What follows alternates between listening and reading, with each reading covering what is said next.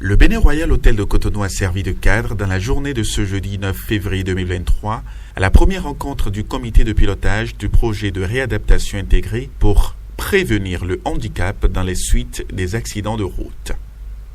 Il s'intéresse donc aux accidentés de la route, de leur prévention à leur prise en charge intégrale et à la réinsertion sociale intégrante de la personne victime d'un accident. Selon le docteur Mauril Tognon, chef projet réadaptation à handicap international Bénin, c'est un projet qui agit sur le code de la route, c'est-à-dire les bonnes habitudes que les gens doivent avoir sur les routes afin de prévenir les accidents.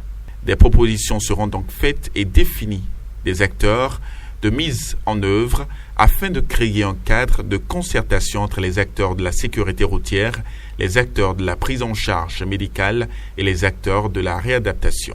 Réadaptation intégrée du handicap international est un projet qui vise la pleine fonctionnalité des accidentés de la route. Le projet s'intéresse aux accidents de la route, de leur prévention, à la prise en charge intégrale, à la réinsertion sociale intégrale du patient de la personne qui a eu un accident de la route. Et pour cela, donc, le handicap international à travers ce projet va agir sur la sensibilisation sur le code de la route, sur les bonnes activités que les populations doivent avoir. Mais malgré tout ça qui est fait, parce que sur des projets antérieurs, nous avons déjà travaillé uniquement sur la sensibilisation à la sécurité routière. Malgré tout ce qui est fait, les accidents surviennent toujours. Nous avons encore eu un cas qui nous a vu s'endeiller récemment. Et quand ces accidents surviennent, quelle est la réponse qui est mise en place? La plupart du temps, ce sont les populations environnantes qui sont les premières personnes qui sont là. Donc, il faudrait que nous puissions aider ces personnes-là à pouvoir avoir les bonnes habitudes qu'il faut. Mais aussi, comment mobiliser les acteurs du transport préhospitalier pour qu'ils puissent être en place assez tôt et envoyer les patients au niveau des hôpitaux. Éviter donc, et tout ça va permettre d'éviter donc des séquelles et en dehors de préserver la vie de la personne. Et nous donc, nous sommes sur plus des séquelles dans la réadaptation. Les séquelles donc des accidents de la route, nous essayons de les prendre en charge à travers donc un soutien au système de santé, au système de réadaptation hospitalier et au système de réadaptation à base communautaire qui prend le relais de la prise en charge de la réadaptation hospitalière. Alors aujourd'hui, cet atelier, c'est de créer un cadre de concertation entre les acteurs de la sécurité routière, les acteurs de la prise en charge médicale et notamment les acteurs de la réadaptation. La réadaptation est un secteur qui est situé dans l'hospitalier, dans le poste hospitalier. Dans l'hospitalier avec donc, la réadaptation médicale et dans le poste hospitalier donc, avec la réadaptation à base communautaire. Pouvoir créer un cadre de concertation entre ces différents acteurs-là pour prévenir non seulement l'accident de la route à travers donc, la sensibilisation, mais quand il survient, que la prise en charge soit vraiment efficace, prompte et puisse éviter la survenue de situations de handicap. Et comme vous l'avez donc constaté, nous avons réuni nos amis donc, de la sécurité routière, du CNSR, la police républicaine, mais aussi les sapeurs-pompiers de SAMU. Il y a aussi donc les organisations de la société civile actives dans le domaine de la sécurité routière, de la Fédération des organisations des personnes handicapées, mais aussi les acteurs hospitaliers, les kinésithérapeutes, les médecins, pour discuter un peu de ce que la prise en charge et la coordination intra-hospitalière département. L'objectif final en fait de cet atelier, c'est de pouvoir faire des propositions et définir donc, les acteurs de mise en œuvre pour qu'une bonne coordination soit mise en place.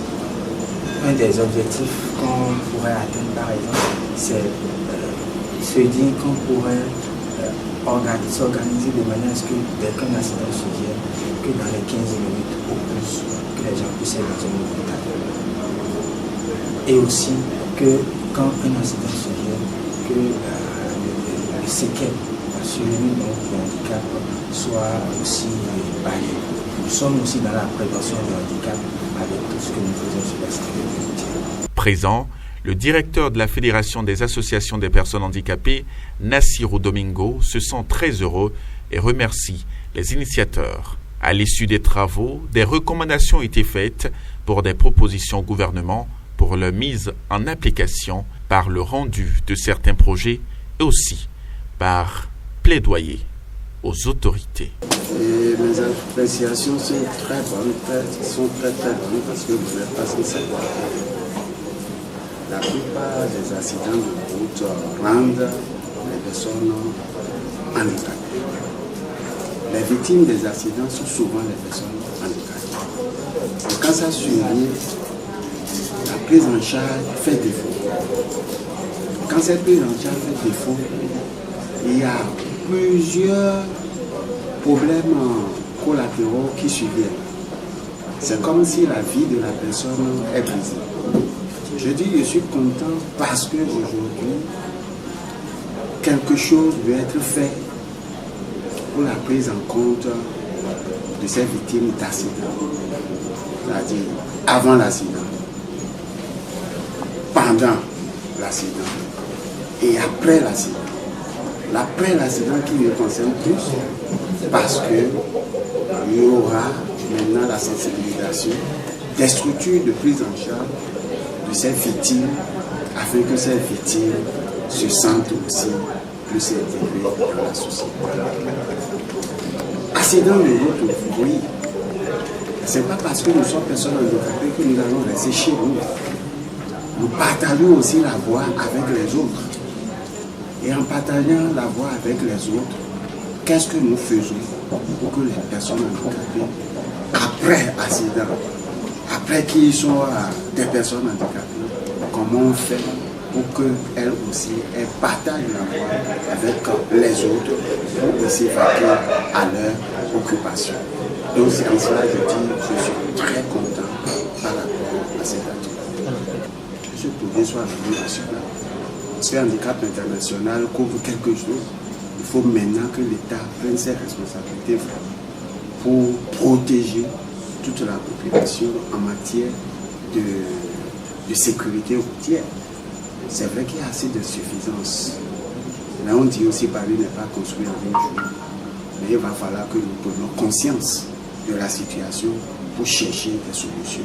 Et c'est cette recommandation que je suis en train de faire à l'État pour que nous tous ne soyons pas des personnes handicapées. Il faut une diversité.